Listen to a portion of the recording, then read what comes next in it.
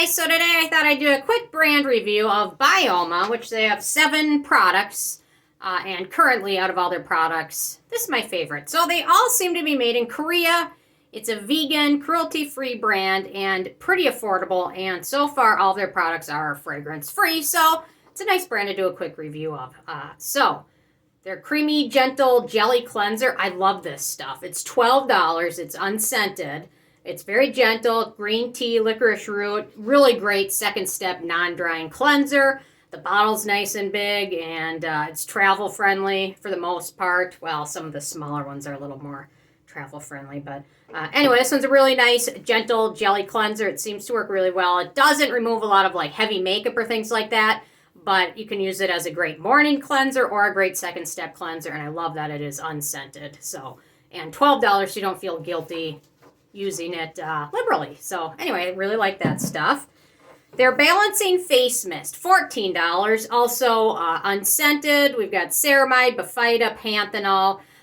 The one thing I dislike about this, it's a very direct mist. It's not like a nice, light, airy spring of moisture that comes. It's like just spraying like a water gun to your face. So actually, I have a empty bottle from my Youth to the People mist. So I'm actually going to empty this one out and fill it up in that one, and then that will take the problem out because it is a very direct mist. I don't know if I can demonstrate it on camera, but well, it looks, from afar it looks better, but when you're shooting into your face, it's hard to get your whole face in a couple spots because it just sprays like a zap. But anyway, otherwise it's nice, some good ingredients. Like the formula, so I'll definitely repackage that. For $14, you can't beat it. So, okay, their Moisturizing Rich Facial Cream, $15. I think this is most, no, there's one more expensive product, but this one also fragrance-free. This one's geared towards dry skin. We've got Shea Butter, Ceramides, Bakuchiol, Vitamin E, wonderful, thicker moisturizer with some nice antioxidants and beneficial ingredients. It's really quite hydrating. So if you have drier skin, this one is geared towards you. If you have oilier skin, they've got something else, which I'll talk about next. But this one is really wonderful, and love that it is no fragrance in it and is affordable. Okay, so for $14, I'm not sure why the other one is $15 and this one's $14, but this one's $14. This is their Moisturizing Gel Cream. This one's geared towards oilier skin. We've got niacinamide, green tea, ceramide, panthenol. Probably going to use this one more in the summer, but for now, it works enough if I layer something thicker over it, but it's got a really nice gel texture to it, and it smooths over skin really nicely. So in the spring, I'll definitely be looking forward to using this one a little bit more, but for right now, unless I layer it, it's not quite hydrating enough. Although in my morning routine, I tend to go a little bit lighter in terms of everything, and it seems to work okay if I use it over a really nicely hydrating vitamin C serum. So this one, really wonderful. Okay. The last 3 products are their serums. To be honest, I find the cleansers, the moisturizers, the mist, the best products of this lineup. The serums, to me, aren't really super impressive. They're not bad, but for each of the different focuses these have, they could have done a little bit more. So let me talk about the Hydrating Face Serum first. Fragrance-free again, we've got squalane, ceramide, lecithin, vitamin E. For hydration, it's kind of average. They could have thrown in some additional ingredients to make it a little bit more moisturizing, but it's an average hydrating face serum. At least it's fragrance-free, and it's $16, so it's not terrible to try it out. But for hydration, there's better serums out there, in my opinion. It's not bad. It's just there's better ones out there. Their Brightening Facial Serum, also $16, also fragrance-free. For beneficial ingredients in this one, we've got niacinamide, sodium hyaluronate, ascorbic acid, squalane, and vitamin E. So for real brightening ingredients, we've really only got the niacinamide and the ascorbic acid. But you know what? Should I do a quick pH test of this for everybody? Because let me look at the ascorbic acid.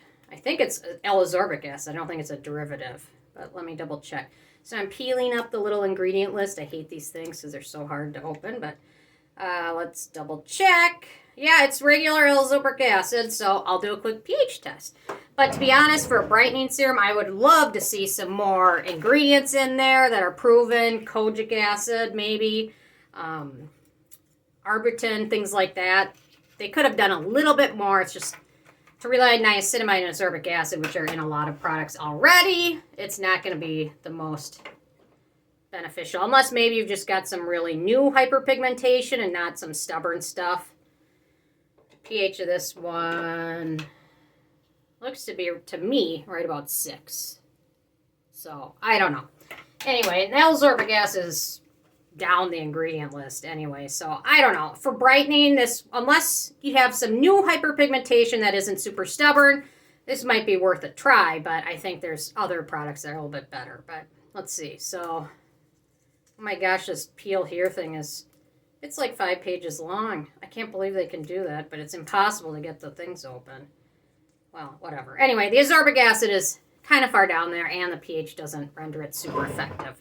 Okay, and then last but not least, we've got their clarifying serum, which you would think towards acne-prone skin.